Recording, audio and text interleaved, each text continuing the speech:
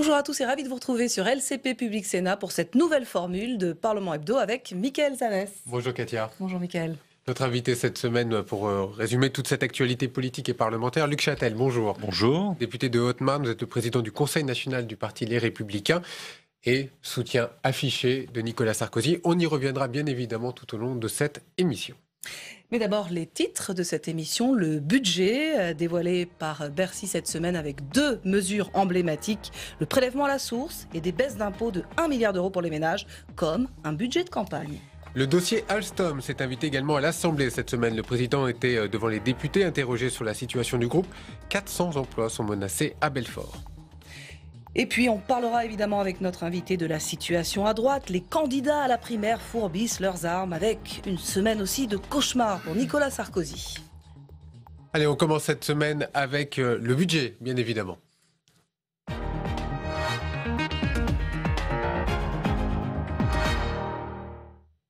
Et c'est le dernier budget du quinquennat. Il a été présenté mardi en Conseil des ministres et détaillé devant les députés. Le gouvernement se targue de remplir les objectifs qu'il s'est fixés.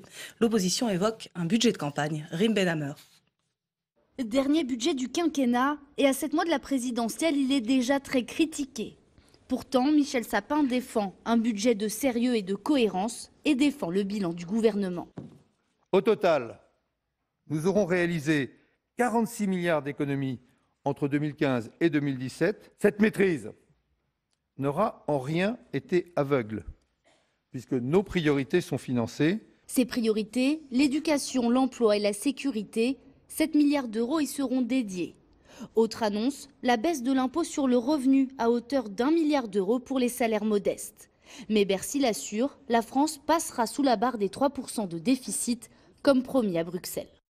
Je confirme notre objectif de ramener le déficit public à 2,7% l'an prochain. Cet engagement, nous le tiendrons. Un objectif jugé improbable par le Haut Conseil des finances publiques, tout comme la prévision gouvernementale d'une croissance à 1,5%. Du côté de l'opposition, on dénonce un budget aux visées électoralistes. C'est un budget que nous allons dénoncer avec un certain nombre de bombes à retardement, des cadeaux faits à des clientèles électorales pour essayer de gagner quelques voix et de sauver ce qui peut encore l'être. L'aile gauche du PS se prépare, elle, à sa dernière bataille dans l'hémicycle. Le budget, c'est quand même ce qui va marquer la France sur les 1 an et demi qui viennent. Donc ça, c'est une bataille à mener et on va présenter des amendements de gauche dans ce budget-là. Après, c'est clair qu'il faut avoir l'honnêteté intellectuelle de dire que fin décembre, les choses sont terminées. Principale réforme de ce budget, la mise en place du prélèvement à la source dès le 1er janvier 2018, qui devrait donner lieu à des débats animés. Alors Luc Châtel, une question peut-être sur cette mesure emblématique qui sera inscrite dans le budget de cette année, l'impôt à la source pour tous. Est-ce que c'est une bonne mesure? Est-ce que si la droite revient au pouvoir, elle la gardera ou elle l'abolira? Elle la supprimera parce que c'est une fausse bonne idée. Effectivement, quand on en parle comme ça peut être séduisant, les Français peuvent se dire, et d'ailleurs je lis qu'ils sont majoritaires à penser que c'est une bonne idée. Bah oui, parce qu'on leur explique pas exactement comment ça fonctionne, l'impôt à la source.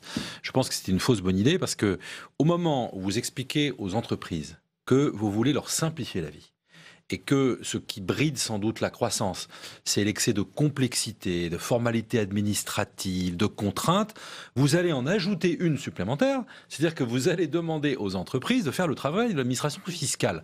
Pour rien. Il n'y a pas pour ça que les entreprises... Ça, c'est pour les entreprises, mais côté des ménages. Pour les entreprises, c'est un vrai problème, parce que ça va à nouveau ajouter de la complexité.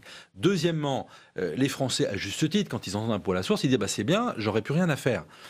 D'abord, je rappelle que depuis quelques années, les Français n'ont pas grand-chose à faire, parce que l'immense majorité d'entre eux qui est salarié, eh bien, ils reçoivent une déclaration pré-remplie et ils ont déjà les informations qui figurent sur leur feuille d'impôt. Donc, ils n'ont pas grand-chose à faire pour leur déclaration. Mais ce que les Français ne savent pas, c'est qu'ils devront continuer à remplir une déclaration. C'est-à-dire, si vous avez une multitude de revenus, si vous cumulez des revenus de salariat avec des revenus immobiliers, par exemple, ou du patrimoine, eh bien, vous devrez remplir une déclaration. Donc on va ajouter de la complexité ça ne va pas leur simplifier et on ne va pas simplifier la vie des Français.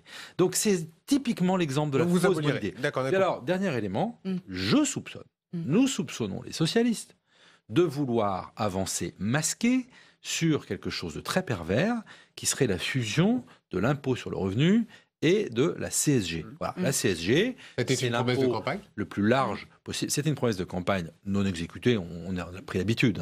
En tout cas, chaque année, il y a eu des amendements et même le gouvernement n'était pas d'accord Pourquoi avancer masqué en son si sein. c'est une promesse de C'est campagne? parce qu'il ne l'affiche pas dans l'impôt à la source. Alors que, évidemment, que la mise en place de l'impôt à la source permettrait de rendre plus simple cette fusion entre CSG et impôt sur le revenu. Nous sommes défavorables parce que la CSG, c'est un impôt proportionnel et la rendre progressive, si on la fusionnait avec l'impôt sur le revenu, eh bien, à nouveau, ça ferait que les classes moyennes supérieures, qui sont déjà surtaxées, qui payent pour tous les autres, eh bien, elles seraient à nouveau surtaxées. 1 milliard d'euros de baisse sont prévus pour les ménages les plus modestes. Est-ce que c'est raisonnable pour vous? Mais c'est une blague. C'est une blague.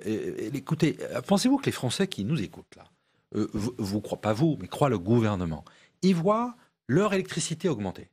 Ils voient la taxe sur l'impôt augmenter, sur le pétrole augmenter, l'essence. Ils voient la taxe sur le gaz augmenter.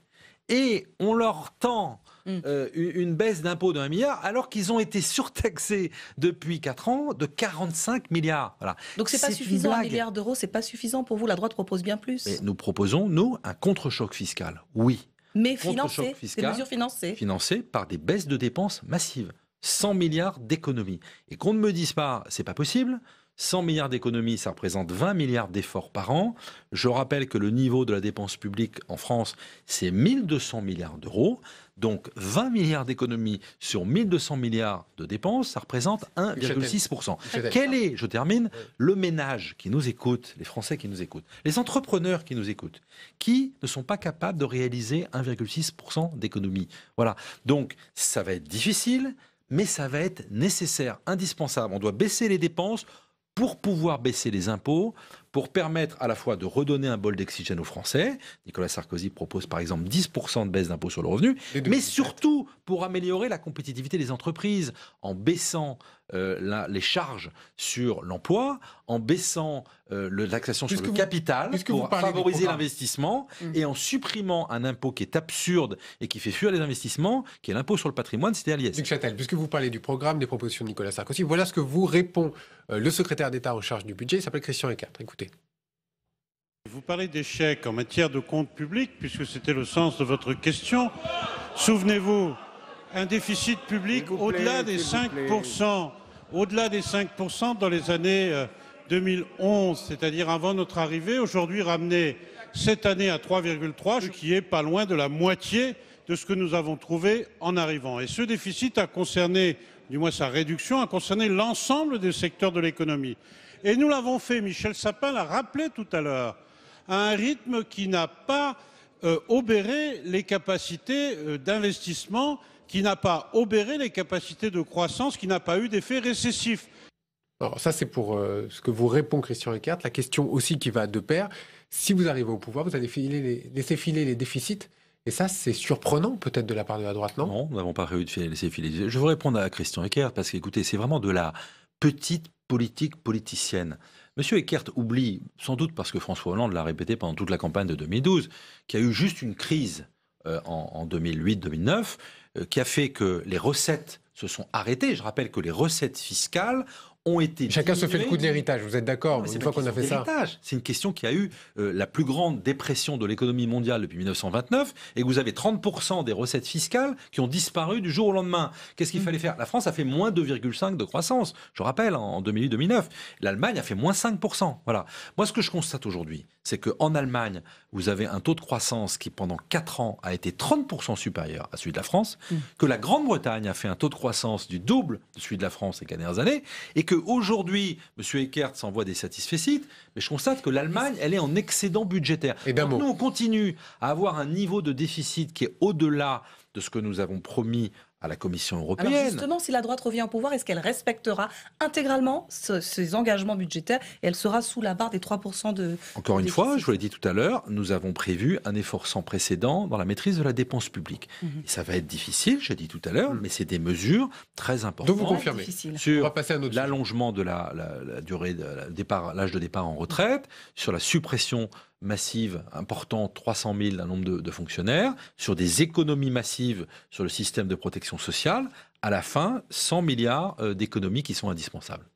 Alors, on avance. L'image forte à l'Assemblée cette semaine, c'était le PDG d'Alstom devant la représentation nationale.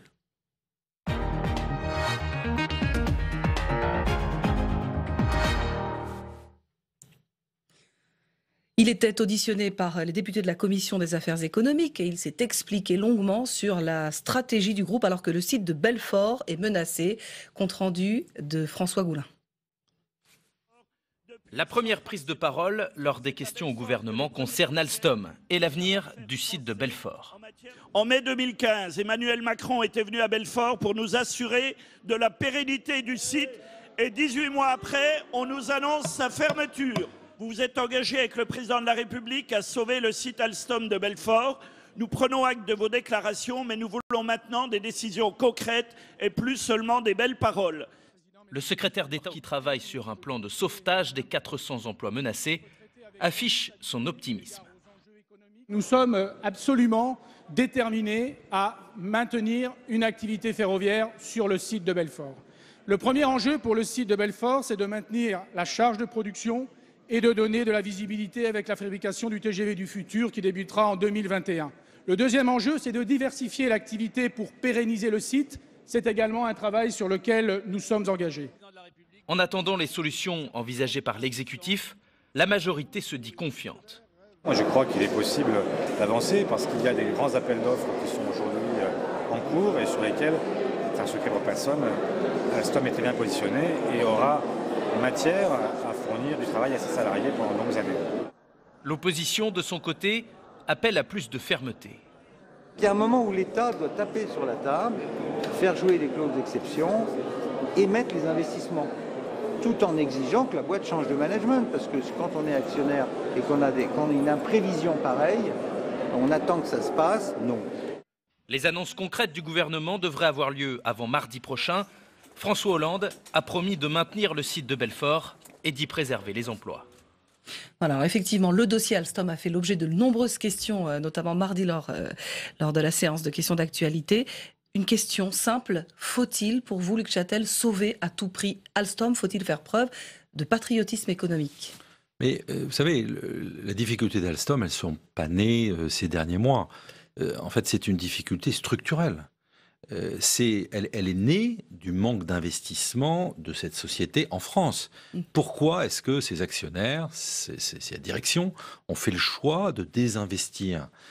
Tout simplement parce que la France n'est pas assez compétitive. Mais aujourd'hui, est-ce que c'est une priorité, le sauvetage d'Alstom ? Bien sûr que c'est une priorité, mais je ne suis pas sûr que l'État actionnaire soit le meilleur des gestionnaires. Voilà.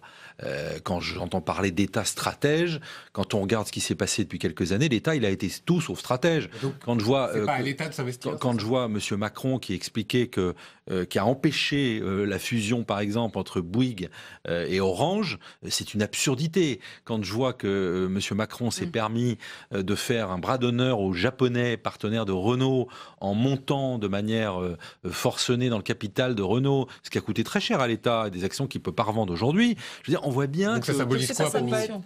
Non, mais ça veut dire quoi ? Ça veut dire que l'État prend souvent de mauvaises décisions.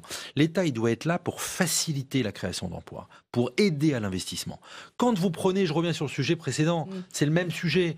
Quand vous prenez des décisions comme l'a pris François Hollande en 2012, qui consiste à taxer le capital au niveau du travail, eh bien vous faites fuir les investisseurs. Le centre de décision d'Alstom, il est parti aux États-Unis en partie. Donc, alors comment faire ? Quelle stratégie proposez-vous ? Eh bien, nous proposons, de faire une stratégie de l'offre. C'est-à-dire de faire en sorte que la France redevienne un pays d'investissement. Qu'au niveau de la taxation sur le capital, on soit au niveau de la moyenne obligatoire, et ça peut sauver de la moyenne Alstom, européenne. Par exemple, ça peut permettre à des investisseurs, de manière structurelle, de revenir en France. Ensuite, nous proposons une stabilité fiscale. C'est plus possible que le gouvernement fasse le contraire en début de mandature, en fin de mandature, de ce qu'il a fait en début de mandature. Et les allers-retours, d'un côté on dit, tiens, on va faire un crédit d'impôt, et de l'autre, on nous ressort pour envoyer un petit message à la gauche de la gauche, une taxation sur les hauts revenus. Mais on y perd son latin. Un crédit d'impôt qui n'a pas forcément très bien marché.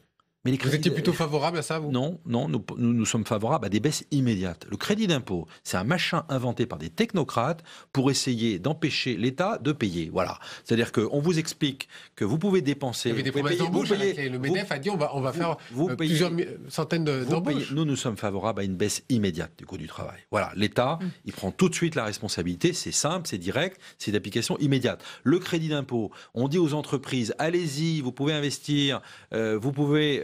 payez vos charges, mais ne vous inquiétez pas, on vous les remboursera dans 2 ans. Et en général, comme l'État n'a pas l'argent, il est capable de créer un impôt pour se permettre de rembourser le crédit de 2 ans avant. Voilà, c'est en général comme ça que ça se passe, les crédits d'impôt. Duc Châtel, on va quitter un peu le problème économique et du budget, etc. Je voudrais vous parler un petit peu de ce qui se passe dans cette campagne aujourd'hui. Notre invité du SCAN tout à l'heure va nous rejoindre. Mais avant d'en arriver à là, je voulais vous proposer cette interview qui a été réalisée dans le Figaro par François Fillon. Il sort un livre en ce moment sur l'islamisme, on va appeler ça comme ça, comment vaincre le totalitarisme islamique. Et il déclare dans cette interview au Figaro, il n'y a pas de problème religieux en France, il y a un problème lié à l'islam. Êtes-vous d'accord avec François Fillon ? Je ne présenterai pas le sujet de cette manière. Voilà. Je ne pense pas que le problème soit lié à l'islam. Il y a une immense majorité de musulmans qui vivent de manière apaisée en France. Non, le problème, il est lié à l'islam radical. Voilà. À la radicalisation, qui n'est pas un problème d'ailleurs franco-français, qui est un problème qui touche l'ensemble des pays occidentaux et qui touche également à la source dans certains pays arabes. Donc il n'y a pas de problème avec l'islam. Non, il y a un problème avec l'islam radical. Voilà, ne jouons pas sur les mots, on le voit bien. Et notre devoir, à nous les Républicains, c'est de proposer aux Français une politique alternative en la matière. D'être beaucoup plus ferme sur un certain nombre de sujets, d'être beaucoup plus ferme sur la radicalisation de la société, d'être ferme sur les valeurs de la République, sur la laïcité. Ferme, ça veut dire des accommodements ou pas ? Non, ça veut dire par exemple, des interdictions de signes ostentatoires. Vous savez, j'ai été confronté à ces sujets quand j'étais ministre de l'Éducation nationale. J'ai été beaucoup critiqué à l'époque parce que j'avais interdit le voile pour les accompagnatrices scolaires. Je l'ai fait à la demande des directeurs d'école. Des directeurs d'école qui étaient des bons laïcards et qui m'ont dit « la République est testée, nous sommes testés en permanence, monsieur le ministre, réagissez ». Je l'ai fait. Eh bien, je suis fier d'avoir pris cette décision et je regrette que mon successeur, que l'actuel ministre de l'Éducation nationale, n'applique pas cette circulaire, contrairement à ce que le président de la République lui a demandé. Certaines pratiques sont incompatibles avec la République, certaines pratiques religieuses, pour vous, sont incompatibles avec la République. En tout cas, certaines. Il y a des règles de vivre ensemble. Ce que la religion catholique a accepté au début du XXe siècle, eh bien, il est normal que les autres religions, la religion juive l'a fait, que la religion musulmane l'accepte aujourd'hui. Voilà. Donc, il ne s'agit pas de braquer les uns contre les autres. L'immense majorité des musulmans sont d'accord avec cela. Ils sont les premières victimes de cette radicalisation. Simplement, nous devons ensemble créer un nouveau vivre ensemble, en appliquant les règles de la laïcité et de la République. Et on va passer à notre parti politique avec notre partenaire, le SCAN.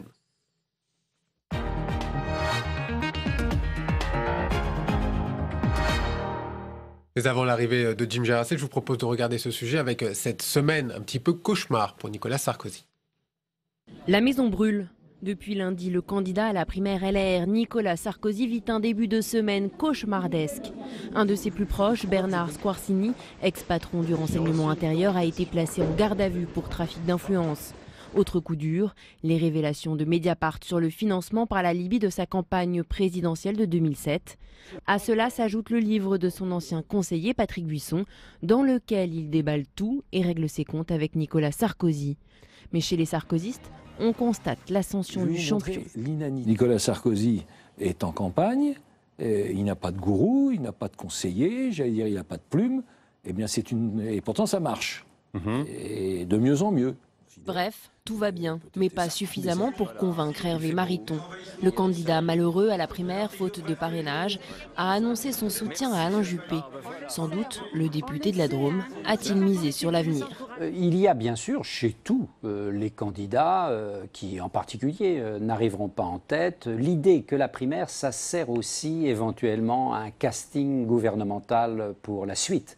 Hervé Mariton a senti le vent tourner ou simplement lu le dernier sondage dans lequel Alain Juppé creuse l'écart avec 39% des intentions de vote, quand Nicolas Sarkozy perd du terrain pour retomber à 33%. Ce qui arrive à Nicolas Sarkozy fragilise énormément son image et fait réexister l'anti-sarkozysme qui est là, latent, quasi explicite même aujourd'hui dans la population française, jusqu'au cœur de l'électorat de la droite et du centre. Après une entrée en campagne plutôt réussie, Nicolas Sarkozy traverse aujourd'hui clairement une zone de turbulence. Nous accueillons sur ce plateau Jim Jarassé. Bonjour, notre partenaire. Mickaël. Je vous laisse aller avec Luc Châtel et on interviendra également. Bonjour Luc Châtel. Bonjour. On l'a vu dans le sujet qu'on vient de visionner. Ça a été une semaine noire pour Nicolas Sarkozy. La dynamique s'est, semble-t-il, un peu tassée après son entrée en campagne. Et sur le front des affaires, rien ne se calme. On a entendu hier Jean-François Copé dans l'émission Envoyé spécial consacrée à l'affaire Big Malion, qui a eu des mots assez durs sur Nicolas Sarkozy et son entourage. Est-ce que c'était la goutte d'eau qui peut faire déborder le vase cette semaine ? Vous savez, personne n'est dupe sur cette salve qui est très organisée d'ailleurs. Tout ça n'est pas le fruit du hasard. Je veux dire, personne, aucun Français ne pense que cette accumulation de sujets qui sortent la même semaine est le fruit du hasard. Très organisé par qui, mais par un mouvement politico-médiatique qui a décidé de s'attaquer à Nicolas Sarkozy. Voilà. Très précisément, qu'est-ce que ça veut dire ? C'est les médias, Est-ce que vous ne trouvez pas curieux, les adversaires de... Est-ce que vous ne trouvez pas curieux qu'il y a des affaires qui sortent ? Ça fait 3 ans qu'elles existent. Et comme par hasard, on les sort au moment de la primaire, au moment où Nicolas Sarkozy est en train d'avoir une dynamique. Il y a aussi un processus judiciaire qui est en cours. Bien sûr. D'ailleurs, on attend une qui a prochaine intérêt décision des juges. Tout ça aujourd'hui. Mais vous savez, ce que je vais vous dire, c'est que l'agitation microcosmique de la semaine tranche avec le calme, la détermination, la sérénité de Nicolas Sarkozy. Et plus on fait ça, plus il sort déterminé et plus j'entends, moi, sur le terrain, qu'il sort renforcé. Moi, je vois la différence. Plus on fait ça, plus il y a une exaspération qui monte dans l'opinion de droite en disant « mais ça suffit ». Écoutez, on a eu droit à une semaine dans le service public absolument extraordinaire. Voilà. Vous avez en moins de 8 jours l'émission avec Nicolas Sarkozy où il est interrogé d'une manière quand même assez curieuse. Ensuite, vous avez droit à M. Buisson à la télévision. Mais qui est M. Buisson pour être interviewé 8 minutes au journal de 20h de France Télévisions ? C'était juste le banni de tous les journalistes bien pensants pendant des années. Ça devient le VIP des plateaux médias. Vous nous dites que le service public est dans le viseur Nicolas Sarkozy ? Mais écoutez, regardez le reportage d'hier soir. On a quand même osé comparer dans une image le dernier meeting de Nicolas Sarkozy avec des tas de drapeaux, des lumières et autres, et le pauvre petit meeting du candidat socialiste avec un micro brinque-ballant. C'est ça l'éthique du service public. C'est ça l'objectivité de l'information. Bravo Madame Ernotte. Bravo le service public. Envoyé spécial avait aussi réalisé un sujet quasiment similaire sur l'affaire Cahuzac. Est-ce qu'il y a vraiment selon vous, une malveillance de la part du service public sur le sujet ? Écoutez, elle est évidente, je veux dire. Elle est évidente quand on regarde la semaine qui s'est passée. Encore une fois, vous savez, nous sommes en campagne. Nous, ce qui nous intéresse, c'est l'avenir de la France. Ce qui nous intéresse, c'est les problèmes des Français. Donc Nicolas Sarkozy, il est dans son couloir, il continue, rien ne pourra l'arrêter. Voilà. Il est au contact des Français, il fait 3 ou 4 déplacements par semaine. Ce week-end, il est en Vendée, il va repartir en campagne à Strasbourg, en Alsace en début de semaine. Jean-Pierre Raffarin dit, vous parlez de couloir de course, la gazelle Juppé échappe au lion Sarkozy. Ça vous fait réagir ? Oui, on verra à la fin comment ça se finit. Sur la ligne d'arrivée ? J'ai rarement vu la gazelle manger le lion. Voilà. Parlons un peu de stratégie politique. Est-ce que vouloir dominer l'agenda, comme m'a semblé vouloir le faire Nicolas Sarkozy, c'est vraiment la bonne méthode ? On voit qu'à mesure que Nicolas Sarkozy a multiplié les sorties un peu provocatrices, au final, c'est l'électorat centriste qui se mobilise et ça pourrait être un peu les faiseurs de roi de cette élection. Est-ce que c'était vraiment la bonne stratégie ? Écoutez, moi, je ne crois pas du tout à cela. Voilà. Moi, je crois qu'il y a un électorat de la droite et du centre qui a envie de s'exprimer, à qui on a donné la parole, et c'est un choix. C'est compliqué d'organiser une primaire, C'est un événement très important. Moi, je crois qu'il y aura beaucoup de votants. Je ne crois pas du tout aux spéculations en disant moins il y aura de votants, plus ce sera un tel. La question, c'est sur plus il y aura de votants, plus sur ce le sera centre. un tel. Voilà, mais le centre excusez-moi, on parle beaucoup du centre. D'abord, je rappelle que le centre, il est déjà, pour en grande partie, aux Républicains. Je veux dire, nous avons des personnalités issues de l'ancienne UDF. J'en fais partie. Vous J'étais les de la appelez à famille voter libérale. à cette primaire. Mais là, c'est la primaire de la droite et du centre. Donc ceux qui se reconnaissent dans les valeurs de la droite et du centre. J'allais vous dire quel évidemment, centre? Le les centre, c'est bienvenus. François Bayrou, par exemple? Écoutez, le centre qui a installé François Hollande à l'Élysée, c'est pas exactement le centre qui partage les orientations qui sont les nôtres aujourd'hui. Voilà. Et pourtant, c'est le centre d'Alain Juppé. Écoutez, ça sera un bon débat pendant Quel débat la campagne qui s'ouvre et les débats télévisés Quel débat qui s'ouvriront. De savoir avec qui on souhaite gouverner demain. Voilà. Pas avec François Bayrou, visiblement. Écoutez, moi, j'ai entendu M. Bayrou qui est toujours se drape derrière l'éthique et derrière la constance depuis 20 années, faire référence aux propos de M. Buisson, qui n'est qu'un délateur, c'est quand même assez curieux, quoi. On a parlé des électeurs centristes, quid des électeurs de gauche? On voit qu'Alain Juppé ne manque jamais une occasion de draguer un peu les déçus du hollandisme. Est-ce que vous pensez qu'ils peuvent se mobiliser en sa faveur le 20 et 25 Moi, je novembre? crois que ce sera marginal. Voilà. Je crois que cette primaire, elle va être c'est un rendez-vous politique des électeurs de la droite et du centre. Vous savez, c'est une élection à 4 tours. Nous sommes au premier tour de 4. Il y aura un temps où il faudra rassembler les Français, où à ce moment-là, il faudra s'adresser à tous les Français, où dans toute élection, on doit un peu mordre sur le camp adverse. Bien sûr, Nicolas Sarkozy, en 2007, il a été élu en partie... C'est long, 4 tours, hein. C'est long, la primaire. Par des voix... Oui, c'est long, mais c'est Trop long. nécessaire. Non, c'est pas trop long, c'est indispensable. Imaginez une seconde qu'on ait choisi l'ancien système. On est fait comme avant. C'est-à-dire que le bureau politique des Républicains ait choisi son candidat. Immédiatement, il y aurait eu des contestations, il y aurait eu une perte de légitimité, il y aurait eu d'autres candidats. La primaire, c'est l'assurance deuxième tour. Voilà, c'est l'assurance qu'il n'y a qu'un seul candidat au premier tour et donc que nous serons qualifiés pour le deuxième tour. On va passer à un autre sujet. Il y a une image aujourd'hui. Nicolas Sarkozy et François Hollande côte à côte. Nicolas Sarkozy et François Hollande, ils vont passer 8 heures dans un avion, dans un petit Falcon, côte à côte, pour aller se rendre aux obsèques de Shimon Peres, l'ex-président israélien à Jérusalem. On a l'impression qu'on les a déjà vus dimanche dernier pour l'hommage aux Harkis. Ils sont inséparables en ce moment. On a l'impression qu'ils rêvent de s'affronter. Non, c'est pas en ce moment, c'est qu'en ce moment ça vous intéresse. Ça dit la différence. Voilà, le président. On les voit pas si souvent côte à côte. Il se trouve que Nicolas Sarkozy a été président de la République. Voilà, peut-être que ça avait échappé à certains, mais il a été président de la République, donc il a un statut d'ancien président qui fait qu'il est invité à un certain nombre de cérémonies où, oui, ça lui arrive de croiser le président de la République. Vous savez, nous sommes en République, on a le droit de se côtoyer, on a le droit de se parler. De quoi vont-ils parler, à votre avis? Ça les regarde. Ça les regarde. De la présidentielle. Ça ne me regarde pas et je ne pense pas que ça vous regarde non plus. Allez, toute dernière petite question, Jim. Dernière petite 40 question. secondes. Parmi les phrases chocs, on en parlait, prononcées par Nicolas Sarkozy, il y a eu celle sur le réchauffement climatique qui a beaucoup fait parler. Vous-même, vous aviez créé la polémique en février en assurant que les Républicains devaient être le parti des gaz de schiste.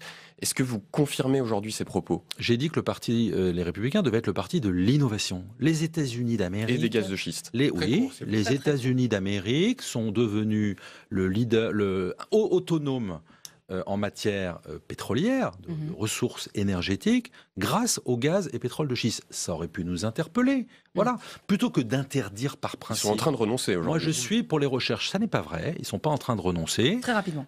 Simplement, il y a un problème de compétitivité par rapport au prix moyen mondial du pétrole. Voilà. Moi, je suis pour, bien sûr, je suis pour les recherches. Merci. Je suis pour les recherches parce qu'on est un grand pays d'innovation et qu'à force sur tous les sujets, dans la logique de la précaution, on ne fait plus rien. Merci, c'est le mot de la fin, Luc Luc Châtel. Merci à vous. Merci à tous. Très bonne semaine. On se retrouve notamment vendredi prochain.